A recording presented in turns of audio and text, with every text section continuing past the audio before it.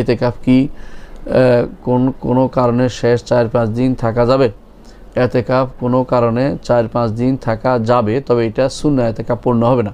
সুন্নত এতেকাফ পূর্ণ হবে না। সুন্নত এতেকাফ হচ্ছে 10 দিন।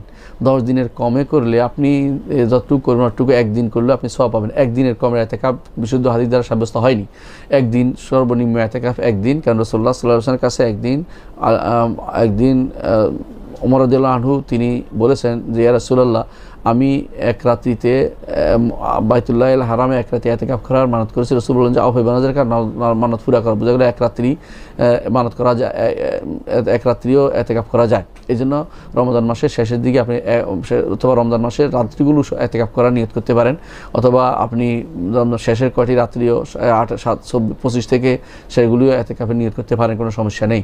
কিন্তু যদি আপনি রাসূলুল্লাহ সাল্লাল্লাহু আলাইহি ওয়াসাল্লামের একেবারে যেগুলি তার তাওয়াতের সুন্নাহ, যে নিয়ম পদ্ধতির সুন্নাহ যেটা সবসময় করে আসছিলেন, সেটা হচ্ছে তিনি শেষ দশক সবসময় তিনি এতেকাফ করতেন। সুতরাং সেটা যদি করতে চান, এক বছর ব্যতীত, এক বছর তিনি ভিন্ন কারণে পরে এটা কাজা করেছেন, সেই বছর সেটা ব্যতীত রাসূল এটা করতেন, তাহলে বোঝা গেল এতেকাফের শেষ এতেকাফের যদি কোনো পূর্ণ কোর্স আপনি করতে চান, তাহলে আপনাকে অবশ্যই শেষ 10 দিন করতে হবে। এবং শেষ 10 দিন হচ্ছে 20 তারিখ দিনগত রাতের আসার আগেই ঢুকে যাবেন। 20 তারিখ দিনগত রাত আসার আগে ঢুকে যাবেন, অর্থাৎ 21 তারিখের সূর্যাস্তের পূর্বে আপনি ঢুকে যাবেন। 21 তারিখের সূর্যাস্তের পূর্বে আপনি এতেকাফে ঢুকে যাবেন। এটা হচ্ছে সুন্নাহ পদ্ধতি।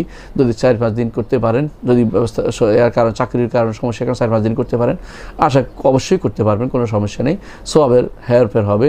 যদি কেউ ফুল কমপ্লিট এতেকাফ করেন, তাহলে তিনি অবশ্যই লাইলাতুল কদর পাবেন। আর যদি তিনি 4-5 দিন করেন, আশা করা যায় তিনিও পেতে পারেন, কারণ অনেকেই শেষের রাত্রিগুলোকে লাইলাতুল কদর হিসেবে অভিহিত করেছেন।